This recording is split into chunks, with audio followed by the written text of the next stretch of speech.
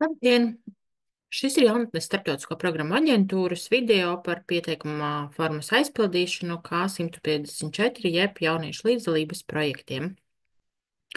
Lai vieglāk atrastu saiti uz vienoto platformu, kur pilda projekta pieteikumu, aicinām iet uz jaunatnes starptautisko programmu aģentūras mājaslapu jaunatne.gov.lv un vai nu caur sadaļu jauniešiem un iespējas jauniešiem mēs programmu projektos, vai nu uz izsludinātiem projektu konkursiem, atverot vaļā, meklējiet Eiropas Savienības jaunatnes programmu vienotā platforma.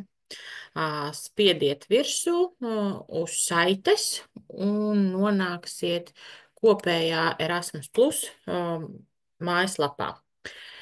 Šeit jums ir jābūt, lai tālāk sāktu pildīt pieteikumu formu, jums ir jābūt tā kā e-pastam, kas ir pieregistrēts šajā platformā. Un šeit jūs arī varat pārbaudīt, vai jūsu organizācijai ir organizēšanas reģistrēšanas sistēmā reģistrēts kods, tātad OID kods. Šeit jūs pie Search for Organization varat pārbaudīt, vai ir jums organizācija. Ja jums šī organizācija ir, caur kuru jūs varat iesniegt un ir reģistrēts e-pasts šajā platformā, spiediet tālāk uz Erasmus+, jo jaunatnes līdzdalības projekti ir Erasmus+ projekts, un nonākat projektu sadaļā, kurā ir visi atvērtie konkursi. Jaunatnes līdzdalības projektu veikts ir tā kā saīsinājumā K155, tātad varat atfiltrēt jaunatnes jomu un sameklēt K154 un spiediet pieteikties.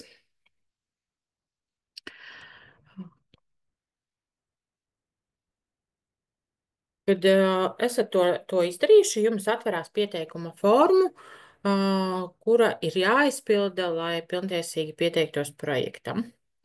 Tātad pirmā sadaļa ir konteksts, kur jūs rakstat projekta nosaukumu, projekta nosaukumu angļu valodā, projekta saīsinājumu un izvēlēties, cik tad ilgs būs projekta īstenošanas laiks. Tātad projekta sākuma datums pirmais rādās tas, kas ir uz pieteikuma iesniegšanas brīdi, tas pirmais uzsākšanas datums. Tos var atrast vadlīnijās, un katram projekta konkursam tas ir savādāks. Tātad uz februāra konkursu tas būs 1. jūnijas līdz 31. decembris. Uz oktobri, kas ir arī šajā gadījumā, jums būs pieteikuma tā kā projekta sākuma datums 1. janvāris līdz tā kā 31. mais. Šo sākuma datumu jūs varat pielāgot savam projektam, jūs zinat savu mērķa grupu, kad jums īstenībā notiks tās aktivitātes. Projekta ilgums pēc vadlīnijām ir paredzēts 3 līdz 24 mēneši. Šeit jūs varat izvēlēties, cik tad ilgs būs jūsu projekts. Tā, lai jūs paspētu gan īstenot aktivitātes, gan veikt visus publicitātes pasākumus un tā tālāk. Tiklīdz jūs ievadat tos mēnešus, jums parādās arī projekta beigu termiņš. Noteikti svarīgi jums ir jāpievērš tālāk, kur tad jūs iesniedzat Nacionāla aģentūra. Atverot vaļā, jums parādās visas aģentūras, kurās drīkst iesniegt projekta pieteikumus, bet, ja jūsu organizācija ir reģistrēta Latvijā, jums ir jāizvēlās Latvijas aģentūra, kas šajā gadījumā ir LV02, jaunatnes starptautisko programmu aģentūra. Šeit ir arī tāda lieta, ka jūs varat izvēlēties, kādā valodā jūs aizpildīsiet projekta pieteikumu. Var pildīt jebkurā Eiropas Savienības valodā, izvēloties to, kurā jums ir visvieglāk izteikties. Latvijā visticamāk tas būs latviešu vai angļu valoda, tātad izvēlaties valodu un jums parādīsiet, tiklīdz jūs to visu esat aizpildījuši, tad parādīsies zaļi ķeksīši. Šajā gadījumā es jau esmu tā kā saklikšķinājusi, gan tā kā, kad ir aizpildīts, bet, kā redzēt, man ir projekta nosaukums un projekta nosaukums angļu valodā, kas īsti neatbilst patiesībai. Tātad ņemiet vērā, ko jūs rakstat. Ja tiklīdz jūs būsiet katru tos vajadzīgo sadaļu, kas ir atzīmēta ar zvaigznīti aizpildījuši, jums programma parādīs, ka tā kā zaļu ķeksīti, lai jūs zinātu, ka tur ir aizpildīts, bet līdz ar to tad ir jāpārlasa projekta pieteikums, lai zinātu, ka tiešām ir aizpildīts, nevis tur ir kaut kāda burta kombinācija ielikusies ar domu, kad vēlāk aizpildīsiet. Programmā ik pa laikam mēdz uzkāpties vai citreiz izmest kaut kādus kļūdu paziņojumus, lai pārliecinātos, ka nekas jums nepazūd. Ik pa laikam aicinātu lejupielādēt PDF, ko var izdarīt šeit labajā pusē. Viņš vienkārši lejupielādēs pieteikumus, ir sevišķi, kad jūs vairāk esat sarakstījuši, lai nav tā, ka jums kaut kas pazūd. Un tas ir arī svarīgs, ja jūs sniedzat pēdējā brīdī projekta pieteikumu formu, lai nesanāk tā, ka tur pēkšņi ir uzkārusies sistēma un nevar to izdarīt, tad jums ir jābūt lejupielādētāji pieteikuma formai, visiem pielikumiem obligātajiem, uztaisītam printscreenam, kad ir kaut kādas kļūdas paziņojums, kura dēļ jūs nevarat iesniegt laikā pieteikumu. Un tad pēc pieteikuma formas tā iesniegšanas termiņa beigām pusstundas laikā jūs varat sūtīt uz aģentūru pieteikumu, kad jums vienkārši neizdevās iesniegt, jo sistēma nestrādāja. Bet tas ir tikai tādā gadījumā, ja nestrādā sistēma. Ja jūs paši nesat kaut ko izdarījuši vai neesat paspējuši līdz galam pieteikuma formu aizpildīt, tas īsti neizdosies. Tātad pirmā sadaļa aizpildīta, dalība organizācijas atverot, tā kā otro sadaļu dalība organizācijas, šeit jums ir jāievada OID kods, caur kuru organizāciju jūs sniegsiet. Tātad katrai organizācijai, kura drīkst pretendēt, viņai vajadzētu pieregistrēties tajā organizāciju reģistrēšanas sistēmā un dabūt OID kodu. Ja jūs neesat pārliecināti, ka jums organizācija ir tas OID kodiņš, aicinātu aiziet uz to pašu sākumu un uz to pieteikuma formas to sadaļu, kur ir Search for Organization un pārbaudīt, lai negadītos tā, kad ir duplikāts. Un tajos duplikātos vairākas pieteikuma formas parādās atsevišķi, jo certifikācija ir nepieciešama, lai noslēgtu līgumu, bet jums neviens nesertificēs organizāciju, ja tur būs duplikāts. Ievadiet organizācijas OID kodu, automātiski atlasīsies informācija par partnerorganizāciju.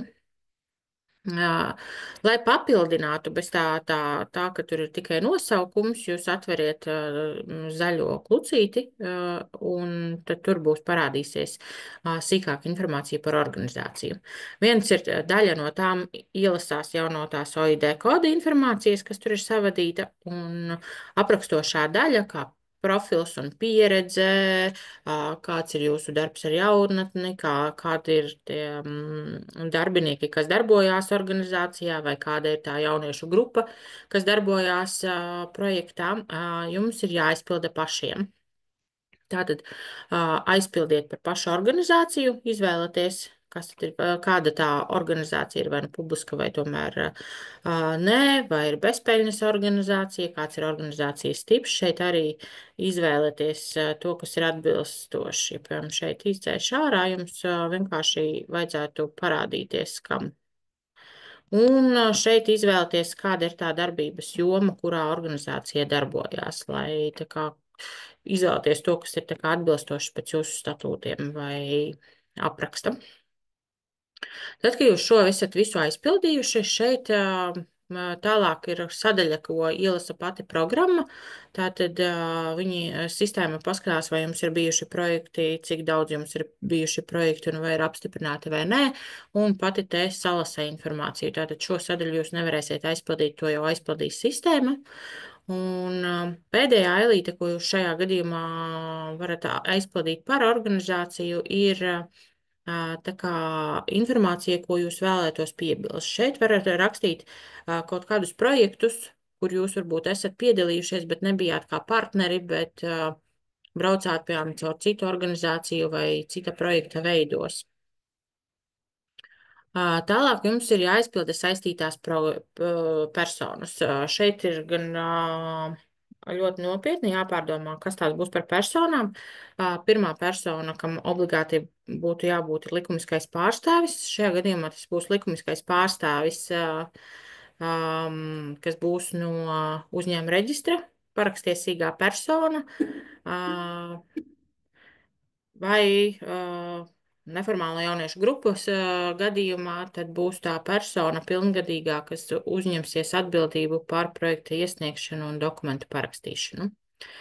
Var būt vairākas kontaktpersonas. Šajā gadījumā ir ievadīta tikai viena, bet var būt vairākas. Varbūt, piemēram, ja tur, piemēram, ir organizācija, kur ir kontaktpersonas vairākas, ka tur, piemēram, ir viens ir kontaktpersona, kas ir projektu vadītājs, varbūt organizācijā, bet piesaistīt arī jaunieti, kas darbojas projektā un spēj atbildēt par projektu. Kas ir svarīgi, lai šīs personas nedublētos. Rūpīgi aizpildiet visu informāciju. Tātad, kas tā ir par personu, kāds ir amats, vārds, uzvārds, precīzs, telefona numurs un e-pasta adrese. E-pasta un telefona numuri nevajadzētu sakrist arī šīm personām. Jo citreiz ir tā, ka vienai tā kā personai uzraksta nepareizu to kontaktu tālruni un e-pastu, nākošai aizmirst kaut kādus ciparus, un tad beigās mēs nevaram sazināties ar jums, lai noskaidrotu kaut kādu ļoti nepieciešamu jautājumu. Tātad ņemiet vērā divas dažādas personas ar diviem dažādiem telefonu numuriem un e-pastiem. Ja projektā ir partnerorganizācija un jaunatnes līdzdalības projektos var būt partnerorganizācijas, tātad viņi var būt gan nacionālā, gan starptautiskā līmenī un var būt ar vai bez partneriem. Tātad es varu viens pats īstenot to līdzdalības projektu kā organizācija, protams, nevis kā cilvēks, bet tikpat labi es varu piesaistīt partnerus. Un piesaistīt partnerus es varu vietējā līmenī, un tad projekts notiekās tikai Latvijā, vai arī starptautisko partneri, pie kura es braukšu kaut kādā pasākumā, vai viņš brauks pie mums.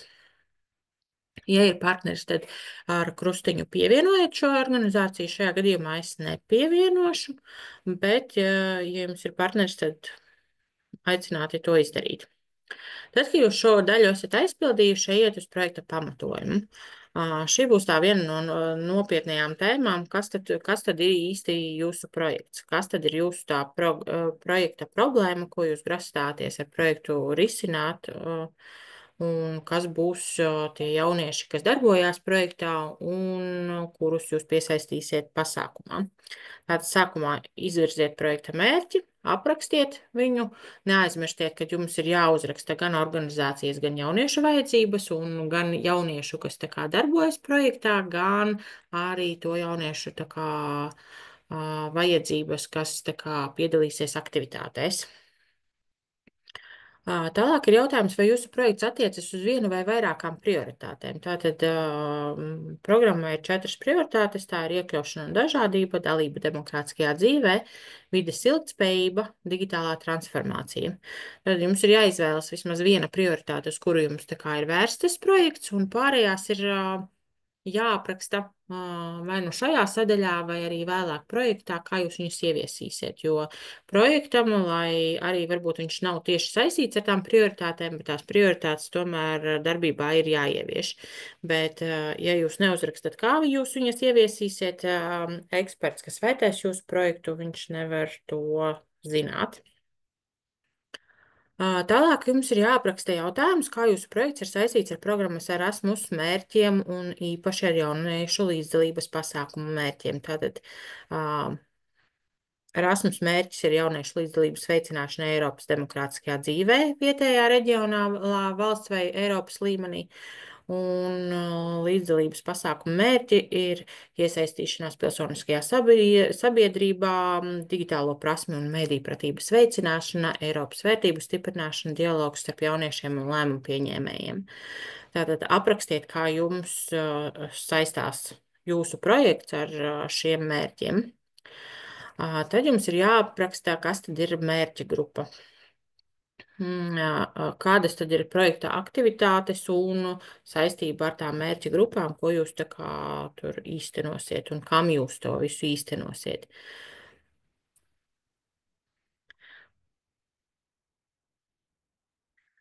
Tālāk jums ir jāuzraksta paredzamā ietekme. Kādu dos labumu projekts organizācijai, kas īsteno, kāda labumu dos jauniešiem, kas darbojās projektā, un kādu labumu dos tiem jauniešiem, kas tā kā piedalīsies projekta aktivitātēs. Un nākošais ir vēl plašāk, tā kā domājot, lai tas projekts nav tikai svarīgs jums tiem dažiem cilvēkiem, kas tā kā īsteno to projektu, bet plašākā mērogā, kā tad jūs tās zināšanas, ko jūs iegūstat, iegūmus no projekta iznesat tālāk pasaulē. Tātad aprakstiet visos līmeņos. Pēdējais tas jautājums, lai tā kā būtu projekta tā pieteikuma sadaļā aizpildīta, jums ir jāizvēlās ne vairāk kā 3 tematus, uz kuriem attiecas jūsu projekts. Tātad, tiklīdz šeit ir nu, mazāk tās tēmas, jums ir atverās sadaļa šeit, jums nav pašiem nekas jāraksta, jūs padomājat no tām aktivitātēm, ko jūs grasāties īstenot, kura tad tā tēma būs īsti atbilstoša un izvēlties līdz 3 tēmām. Tad, kad jūs to visu esat aizpildījuši, arī parādās, ka jums ir zaļš ķeksītis un ka jūs to esat visu izdarījuši. Tālāk iet uz aktivitāšu aprakstu. Šie mēneši, kas parādās jums šeit, šajā gadījumā man ir 6, ir tie mēneši, ko es norādīju projekta kontekstā, kā projekta īstenošanas laiku. Ja es pateicu, ka mans projekts ilgs 6 mēnešus, automātiski atverās aktivitāšu apraksts 6 mēnešiem. Tātad šie mēneši būs tās līdzdalības aktivitātes, ko jūs īstenosiet par tiem 500 eiro mēnesī, kas ir paredzēts katru mēnesi. Jums ir jāuzraksta, kādu aktivitāti jūs īstenosiet, kādas neformālās metodas izmantosiet, ko jūs iegūsiet, lai katru mēnesi ir kāda līdzdalības aktivitāte un visos mēnešos. Galvenais nesalieciet, ka jums būs, piemēram, 12 mēneši projekta termiņš un kaut kādus mēnešus, ka jums būs brīvlaiks, piemēram. Tas īsti nebūs atbilstoši. Tad, kad jūs šo esat aizpildījuši par tām aktivitātēm pietiekami detalizēti, lai trešā persona saprastu, ko tad jūs tajā projektā darat, jūs ejiet tālāk un aprakstiet, kas tad būs tām aktivitātēm mērķa grupa, tostarp arī dalībnieku vecumu grupa, uz kuru tas ir vērsts. Kas būs tie jaunieši, kas piedalīsies gan sagatavošanā, gan īstenošanā, kā jūs viņus atlasīsiet, kas tad būs tas, kas tā kā darbosies tajā projektā. Tālāk jūs aprakstat mērķa grupas iesaisti aktivitāšu plānošanā un īstenošanā, tātad kā jūs to darīsiet, kā jūs savstarpēji sazināsieties, kā jūs sadalīsiet lomas, kas ko dara projektā, tātad aprakstiet tādas lietas. Nākošais jautājums ir par to, cik tad būs tie jaunieši, kas nepiedalīsies aktivitātēs klātienē, un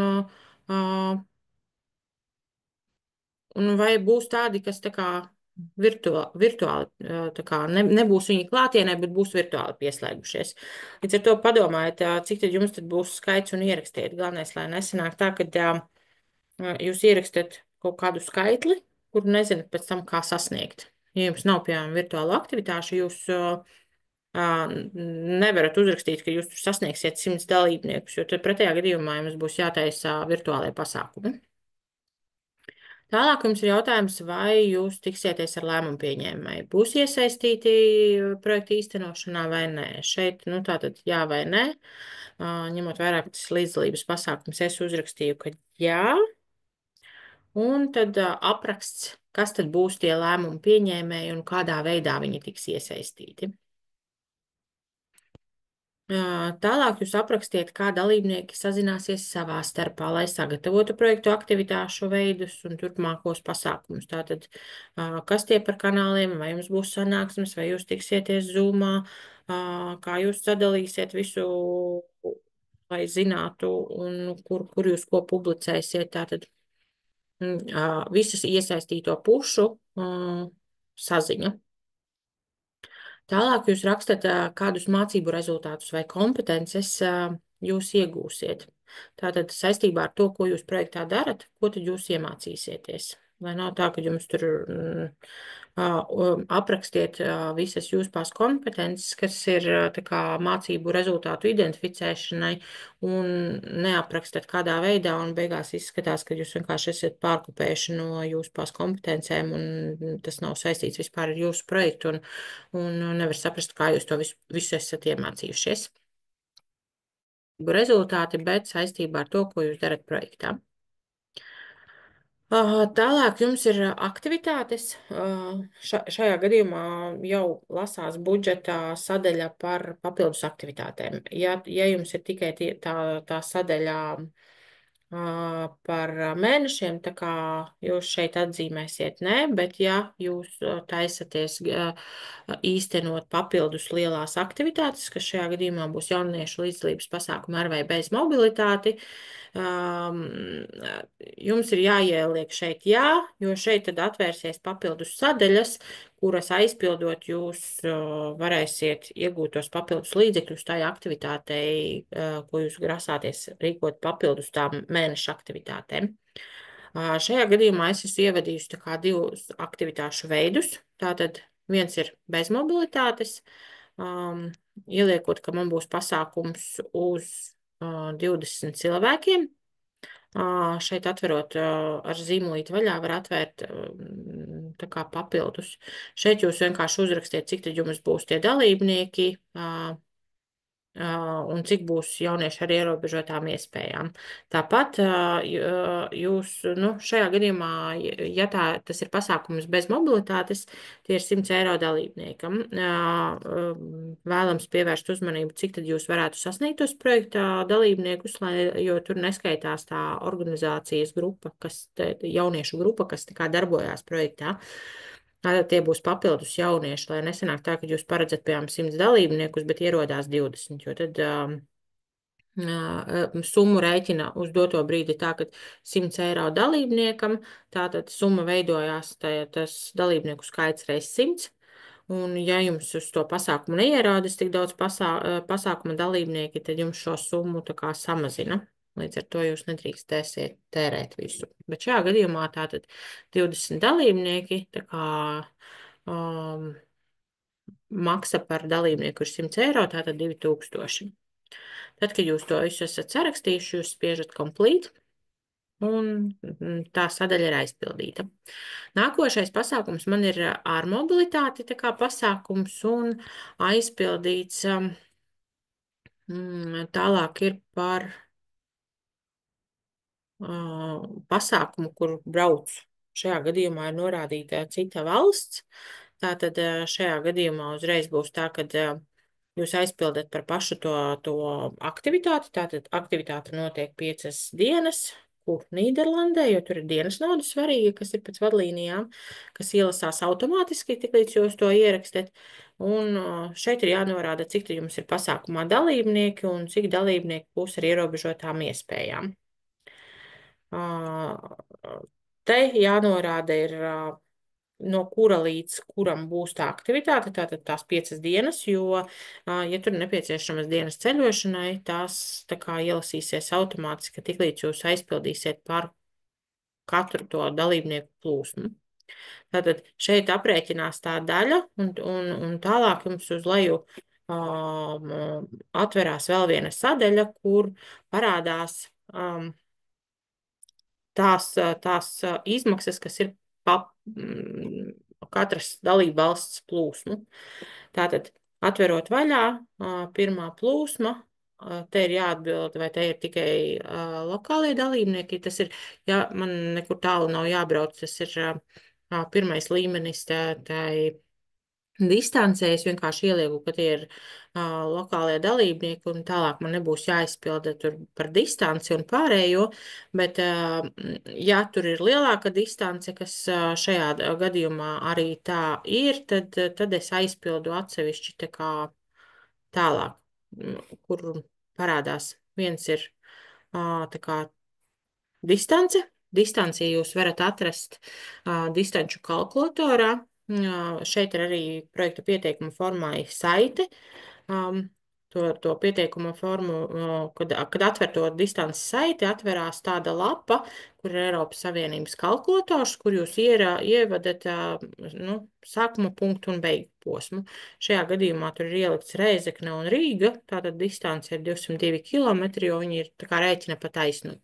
Un šī kilometrāža ir jāievada projekta pieteikumā šeit, atverot, izvēloties attiecīgi. Tas ir tā, tad izrēķinās summa un um, summa tiem dalībniekiem, kas tā kā piedalās. Svarīgi saprast, ka tā summa ir abos virzienos paredzēta.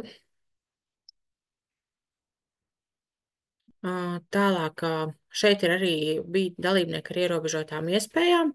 Tiklīdz ievada tos dalībniekus ar ierobežotām iespējām, viņš, nu, tā kā izrēķina automātiski, cik tur pienākās 30 dalībniekiem, ir 125 eiro dalībniekam.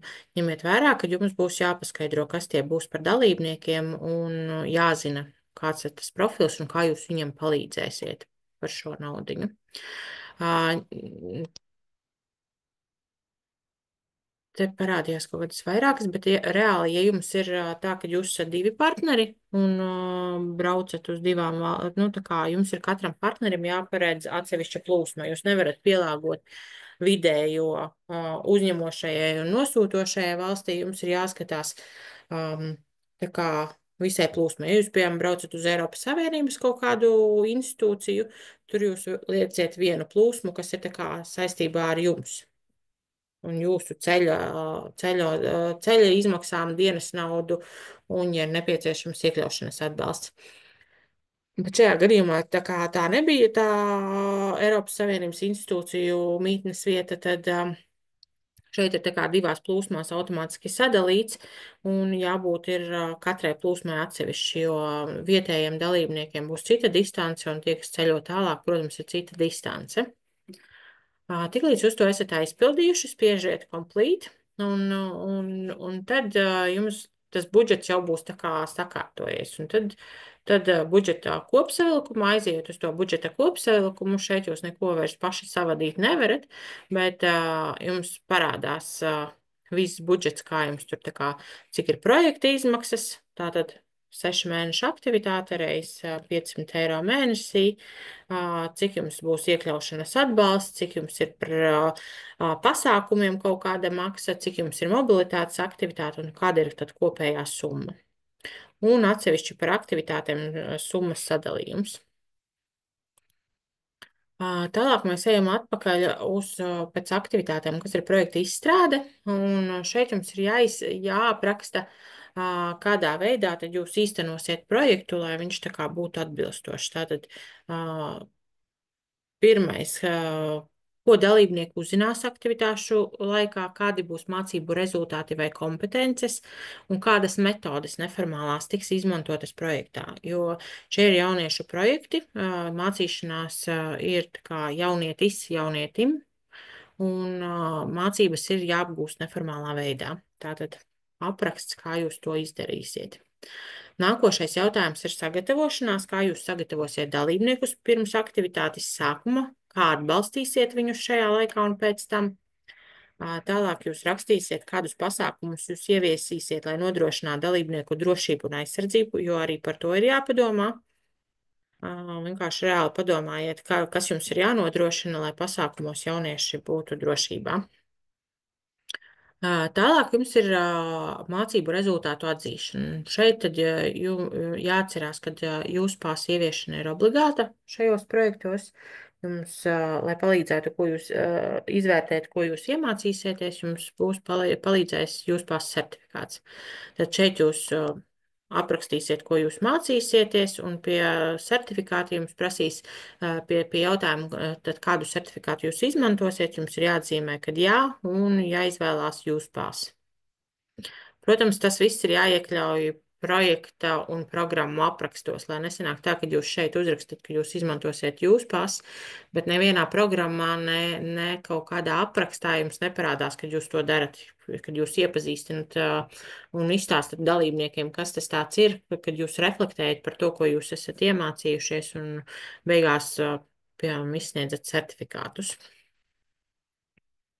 Ja jūs plānojat kaut kādu citu certifikātu, vai citi ir tā, ka taisa paši savu certifikātu, kad viņi kaut kur ir piedalījušies darīt, vai varbūt organizācija pati sniedz kaut kādu certifikātu, vai izmanto vēl papildus kaut kādu šeit atzīmējiet, tad kādu.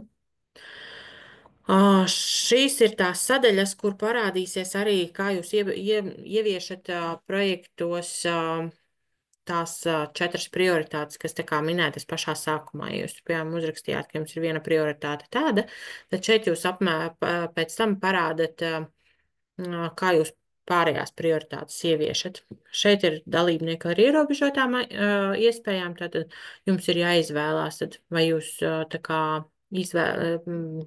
tādus piesaistīsiet projektā vai tomēr nē.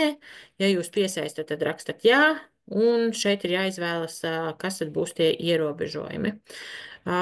Būtu labi, ja jūs apmēram zinātu to mērķa grupu un zinātu apmēram dalībniekus, jo šeit vienkārši nevar atzīmēt visus iespējamos ierobežojumus un nepaskaidrot, jo tik līdz jūs uzlieciet šeit, kad kādi jums dalībnieki ar ierobežotām iespējām būs, tad pretī ir jābūt, cik jums tādi būs un skaidrojums, kā tad jūs viņiem palīdzēsiet, lai nav tā, ka jūs nezināt dalībniekus, nezināt, vai tādi būs un atzīmēt visus iespējamos ierobežojumus.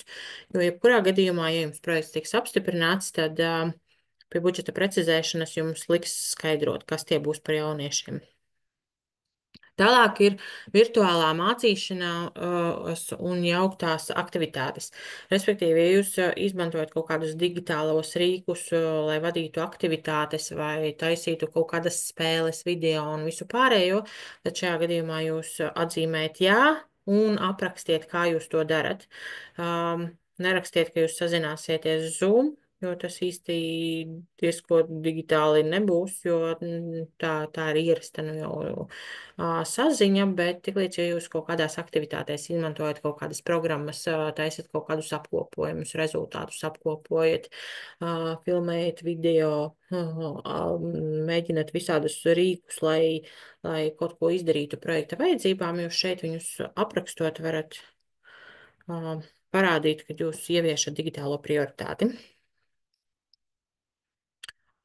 Šeit ir jānorāda arī procentuālais sadalījums, cik tad jums būs tie dalībnieki, kas tā kā izmantos tās virtuālās aktivitātes vai komponentes šajā gadījumā.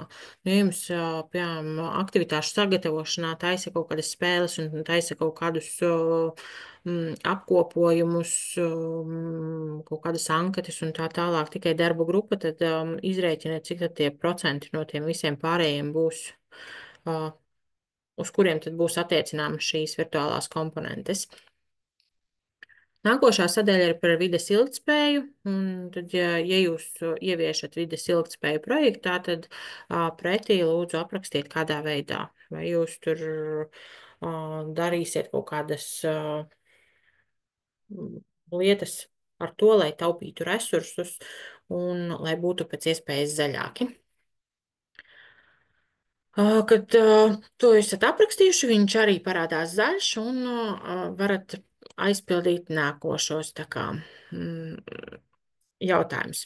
Tālāk ir apraksts par projekta vadību un izvērtēšanu. Tātad, kā jūs pārvaldīsiet projektus, vai jums būs līgumi ar partneriem, ar dalībniekiem un tā tālāk. Kā jūs īstenosiet projektu saskaņā ar Eiropas kvalitātes standartiem. Šeit ir arī norādīts, kur viņi atrodas, jo projekta veidlapu patinot uz leju, jums ir Erasmus jaunatnes kvalitātes standartēs, vērtības.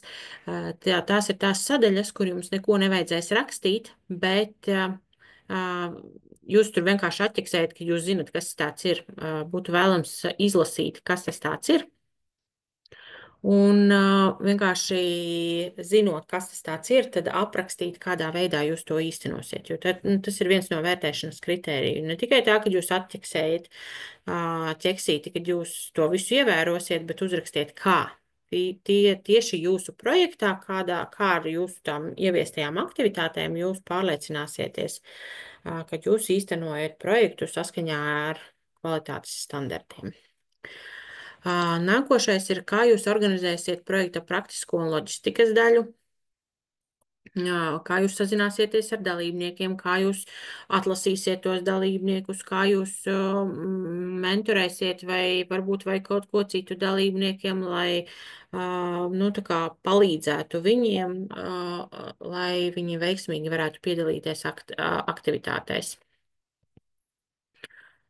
Noteikti nozīmīgā sadaļa ir izvērtēšana. Tātad viens ir, kad jūs izvērtējat projektā pasākumus un aktivitātes, vai un cik lielā mērā jūsu projekts ir sasniedzis savus mērķus un rezultātus. Tātad aprakstiet, kā jūs ar tām aktivitātēm esat sasnieguši, varēsiet sasniegt tos rezultātus, kas tā kā ir plānots, un kā tad jūs varat novērtēt šos panākumus.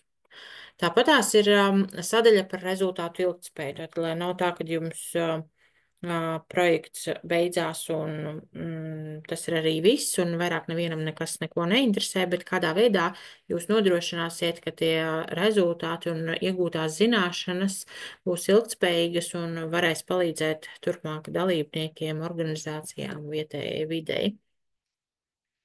Tāpat tās jums ir jāapraksta rezultātu izplatīšana. Tātad šis ir Eiropas Savienības projekts, līdz ar to jums ir jāinformē par projektu sabiedrība, tā kā pielietojot atsauces, kas ir nepieciešamas par to, ka šis ir Eiropas Savienības projekts un kas tad viņu ir īstenojis un kādus jūs rezultātus plānojat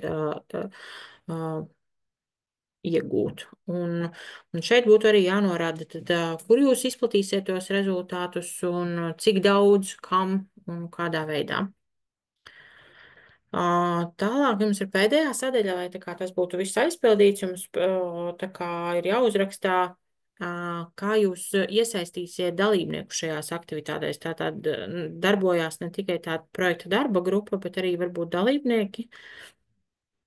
Līdz ar to jums ir vienkārši jāuzraksta, kādā veidā jūs iesaistīsiet dalībniekus, lai viņi izplatītu šo informāciju par projektu. Tad, kad jūs to visu esat aizpildījuši, šīs visas sadaļas, jo tās ir obligātas, tad vienkārši jāpaskatās, lai visās sadaļās kaut kas ir ierakstīts, un tiklīdz jūs to esat izdarījuši, es tagad arī saklikšķināju kaut ko iekšā, un parādās zaļš. Tātad nākošais ir budžets, ko mēs redzējām, ka mēs jau tā kā aizpildījām. Šeit var paskatīties, vai tur garantijas jums nekādas nevajag. Šeit vienkārši projekta izmaksas ir, tas ir no mēnešiem, kas ielasās. Garantijas jums nevajag, tur atstājiet 0 un iekļaušanas atbalsts dalībniekiem. Tad, ja jums ir iekļaušanas dalībnieki, dalībniekiem tās ir ārkārtas izmaksas, tātad par katru iztērēto centu jums būs jāatskaitās ar dokumentiem. Tātad šeit jūs rakstīsiet tādā gadījumā, ja jums ir dalībnieki, kuriem vajag to iekļaušanas atbalstu, un kas tad jums būs tajā iekļaušanas atbalstā ar aprēķinu, un par šo būs jāatskaitās. Lielākoties pārsvarā šeit parāda jauniešiem ar tā kā veselības problēmām, ja ir nepieciešama atbalsta persona vai specializēts transports, un tad viņi vienkārši raksta, kad būs tas, un summā arī ir summa. Tātad kopsavilkums ir tas, ko jūs tur esat sarakstījuši budžetā, kas automātiski ierēķinās, un projekta kopsavilkums. Tātad, Kas tad ir tas, ko jūs vēlaties sasniegt ar projektu, kādi būs projekta mērķi un kādā veidā jūs to izdarat. Tātad visu, ko jūs tur iepriekš aprakstījāt projektā, vēlams koncentrētā veidā, paskaidrojot, ko tad jūs iegūsiet ar projektu un kādā veidā. Šeit, ja jūs rakstījāt projektu latviešu valodā, jums ir nepieciešams tulkojums angļu valodā, jo šo pārpublicē Eiropas portālos arī, lai citi zinātu, ka tāds projekts tiek īstenots. Tālāk jums ir jāapraksta arī aktivitātes, ko plānojat un kāds būs iesaistīto dalībnieku skaits un profils. Jā, tā varbūt ir informācija, kas jau tā kā kādreiz ir bijusi, bet apkopojot par visu projektu, cik tad jūs daudz dalībniekus iesaistat, kādu profilu un cik daudz aktivitātes jūs īstenojat. Tātad aprakstiet un pēc tam arī tulkojums angļu valodā. Tālāk šis ievadās tā kā automātiski, tātad jums ir kopsavilkums par dalību organizācijām. Šajā gadījumā tā bija viena organizācija, un kas tad tā par organizāciju ir, un aktivitāšu un dalībnieku kopsavilkums, cik tad jums tur piedalīsies aktivitātēs, kādi tie dalībnieki ar kādu profilu jums ir. Tātad šis parādās automātiski. Nākošās sadaļas ir tas, ko es minēju par tiem kvalitātes standartiem un vērtībām, kurus jums ir jāietver aprakstā par projektu, kā jūs to visu izdarīsiet, bet šeit jūs apliecinat, ka jūs esat izlasījuši un zinat, kas tas tāds ir. Tiklīdz jūs ieklikšķināsiet, ka jūs to esat izdarījuši visās vietās, tad vajadzētu tā kā parādīties, ka jūs to visu esat izdarījuši. Jāpaskatās.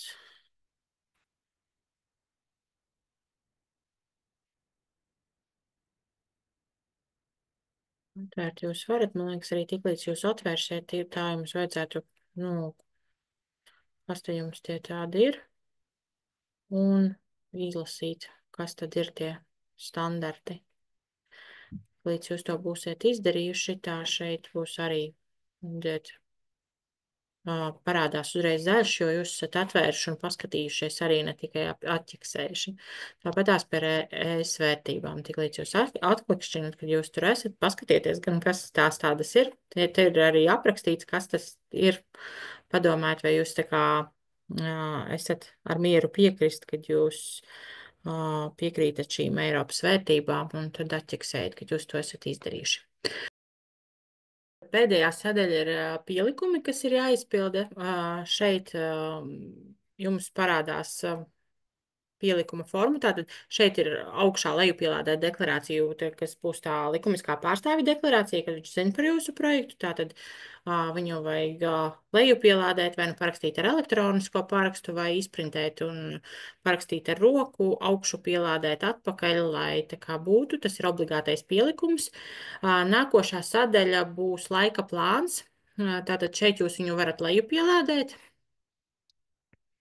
un aizpildīt, un viņš arī būs, tiklīdz ir lielie pasākumi, jums ir viņi jāizpilda, un par katru pasākumu atsevišķi. Tātad, ja es, piemēram, projektu pieteikumā aizpildīju 2 pasākumus lielos, tātad vienu ar mobilitāti, vienu bez, šim laika plānam ir jābūt par katru aktivitāti. Tātad šeit jūs uzrakstiet, kas tad jums tur bija tas aktivitāšu nosaukums, kādas ir tās dalība organizācijas, kādi būs datumi aktivitātēm, un paskaidrojiet, ko tad jūs ar to visu darīsiet. Neņemiet vērā, ka šeit ir, piemēram, sadalījums pa dienām un AMPM. Ja jums ir vienas dienas pasākums, jūs dzēsiet par pārējām dienām ārā, bet to AMPM vajadzētu sadalīt pa laikiem, lai nesanāk tā, ka, ja jūs uzrakstiet AM, mēs tur ēdīšu brokastis, pretī neformālā metode būs neformālā metode, tad eksperts īsti nesapratīs, ko jūs darat. Tātad jums ir jābūt pietiekami detalizētam laika sadalījumam ar skaidrojumu, kas tā par aktivitāti un ar kādām metodēm jūs viņu īstenosiet, lai var saprast, vai viņi ir pietiekami nopietnā, lai jums atbalstītu to lielo pasākumu. Tātad detalizēts apraksts par aktivitāti un neformālām metodēm. Šo, kad jūs esat aizpildījuši, saglabājuši, jums arī ir jāaugšu pielādē kā pielikums, jo neviena no lielajām aktivitātēm, ne ar, ne bez mobilitātes, ja viņām nav laika plāns, netiks atbalstīta. Programma pieļauj pievienot citus dokumentus, kas ir svarīgi, lai tā kā saprastu kaut ko par jūsu projektam, bet pēdējie tie kā nav obligāti. Jūs varat arī nepievienot, bet deklarācijai ir jābūt obligāti, un ja jums ir lielie pasākumi, tad arī ir laika plāns obligāts. Tad, kad jūs to esat pievienojuši, jūs ejiet uz pārbaudes lapu. Šeit jūs tā kā pārbaudiet, vai jūs zinat, kas bija vadlīnijās un vai tas projekts ir atbilstoši ar vadlīnijām. Ielieciet ķeksīti, ka tas bija, ja tas, protams, tā ir. Tālāk jums ir, kad jūs esat aizpildījuši visas sadaļas, tātad visām sadaļām ir jābūt zaļām, jo tiklīdz jums ir kaut kas sarkans, jums neļaus iesniegt. Nu, citreiz ir tā, ka programma varbūt nepiefiksē, ka tur kaut kas nav aizpildīts un izdodās iesniegt, bet tas īsti nav labi, jo jebkurā gadījumā jums tajā sadaļā var būt kaut kāda problēma. Vai jūs zinat, ka, tā kā, kas ir, kur jūsu organizācija ir dibināta un vai tiešām tā ir riktīgā nacionāla aģentūra, kurā jūs sniedzat iekšā, lai nesanāk tā, ka jūs, piemēram, mēģināt Latvijas organizāciju iesniegt tur, piemēram, Vācijā. Tālāk jūs apstiprinat, ka oriģināls saturs projekta pieteikumā ir jūsējais, un jūs zinat, ko jūs tur esat sarakstījuši, un nav ietverts citu projektu kaut kādai apraksti, jo tas ir ļoti svarīgi, jo katru projektu drīkst iesniegt tikai vienā aģentūrā, un nedrīkst būt līdzīgs citam projektam. Jo, ja tas tā ir, tad jebkurā gadījumā visus projektus, kas tajā brīdī ir iesniegti, noraida un neviens neskatās, kuram tad tur bija tas pirmavots un kurš ir tā kā kaut kādu sadaļu tā kā nokopējis. Un vēl ir tāds tā kā apstiprinājums, ka jūs par pieteikumu sagatavošanu neesat maksājis vai citādi kompensēts citai organizācijai, kas jums raksta. Lai nav tā, ka jūs samaksājat kaut kam, lai jums kaut ko raksta, un jūs pat nezināt, kas jums tur ir jādara. Ja? Tātad jūs visu atķiksējat, un tiklīdz jūs to visu esat izdarījuši un visu esat aizpildījuši, tad jums parādīsiet, ka jūs drīkstat iesniegt. Tātad visam ir jābūt zaļam. Un tad jūs tiklīdz ir atļauts, tā jūs varēsiet iesniegt. Man neparādās, es neesmu augšu pielādējis pielikumus, līdz ar to man rādās 93%, man neparādās submit podziņa, bet tiklīdz ir 100% un viss ir aizpildīts, tā parādās submit podziņa, kad jūs drīkstat iesniegt. Paldies par uzmanību, lai izdodās iesniegt projektu.